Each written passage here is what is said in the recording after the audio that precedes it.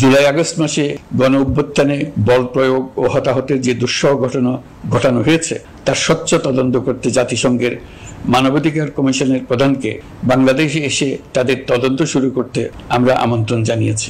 তাদের প্রথম দল ইতিমধ্যে এসে গেছে। বিচারের জন্য গ্রেফতারকৃত ব্যক্তিকে আদালতে হামলা করে আগেই এক ধরনের বিচার করে ফেলার যে প্রবণতা তা থেকে বের হতে হবে। আজ আমি সরকারের পক্ষ থেকে আপনাদের দোয়া ও সহযোগিতা কামনা করতে আপনাদের সামনে এসেছি। শুধু আমি বলবো, আপনাদের একটু ধৈর্য ধরতে হবে। এখনই সব দাবি পূরণ করার জন্য জোর করা, প্রতিষ্ঠানে ঢুকে ব্যক্তিবিশেষকে হুমকির মধ্যে ফেলা, মামলা গ্রহণের জন্য চাপ সৃষ্টি করা, বিচারের জন্য গ্রেফতারকৃত ব্যক্তিকে আদালতে হামলা করে আগেই এক ধরনের বিচার করে ফেলার যে প্রবণতা তা থেকে বের হতে হবে।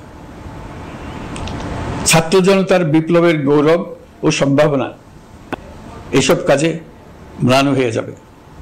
নতুন বাংলাদেশ গড়ার প্রচেষ্টা হতে ব্যাহত হবে। রাতারাতি এই পরিস্থিতি থেকে উত্তরণ কঠিন। নড়বড়ে এক কাঠামো, আমি বরং বলবো জনস্বার্থের বিপরীতমুখী এক কাঠামোর উপর দাঁড়িয়ে আমাদেরকে দেশ পুনর্গঠনের কাজে হাত দিতে হয়েছে।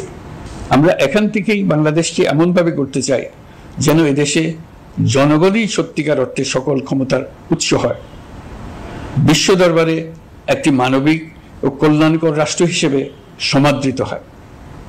তরুণ প্রজন্ম, শিক্ষার্থী ও জনতার আত্মত্যাগের প্রতি সম্মান জানাতে রাষ্ট্র সংস্কারের কাজে সফল আমাদের হতেই হবে। এর আর কোনো বিকল্প নেই।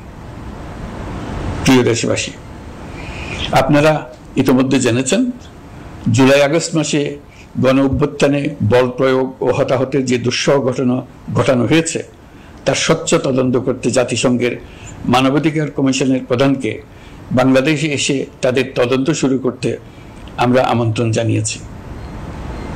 তদন্তের এই প্রক্রিয়া এই সপ্তাহে শুরু হবে। তাদের প্রথম দল ইতিমধ্যে এসে গেছে। আমরা ইতিমধ্যে ছাত্র জনতার বিপ্লবকে নস্যাৎ করতে যে শত শত মিথ্যা ও হয়রানিমূলক মামলা দায়ের করা হয়েছিল তার অধিকাংশ প্রত্যাহার করেছি এবং আটক ছাত্র জনতার মুক্তি লাভের ব্যবস্থা করেছে। পর্যায়ক্রমে মিথ্যা ও গায়েবী সকল মামলার ক্ষেত্রে অনুরূপ ব্যবস্থা গ্রহণ করে মানুষকে দুঃসহ ভোগান্তি থেকে মুক্ত করা হবে। ন্যায় বিচার নিশ্চিত করতে গণ অভ্যুত্থানের সকল শহীদ পরিবারকে পুনর্বাসন করবে।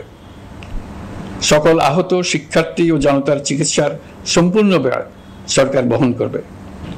সেই লক্ষ্যে স্বাস্থ্য মন্ত্রণালয়ের নেতৃত্বে উপদেষ্টা পরিষদে বৈষম্য বিরোধী ছাত্র আন্দোলনের প্রতিনিধিত্বকারী 2 জন উপদেষ্টার সহায়তায় একটা পূর্ণাঙ্গ তালিকা প্রস্তুত করা হচ্ছে। এই কার্যক্রমের জন্য এবং গণ অভ্যুত্থানের শহীদদের স্মৃতি ধরে রাখতে সরকার অতি দ্রুত জুলাই গণহত্যা স্মৃতি ফাউন্ডেশন নামে একটি ফাউন্ডেশন প্রতিষ্ঠা করার প্রক্রিয়া শেষ পর্যায়ে এনেছে। আপনাদের সবার এবং বিদেশে অবস্থানরত ভাই বোনদের অনুদান এই প্রতিষ্ঠানে পাঠানোর জন্য অনুরোধ করছি। আমি ব্যক্তিগতভাবে এই প্রতিষ্ঠানের চেয়ারম্যানের পদ গ্রহণ করেছি।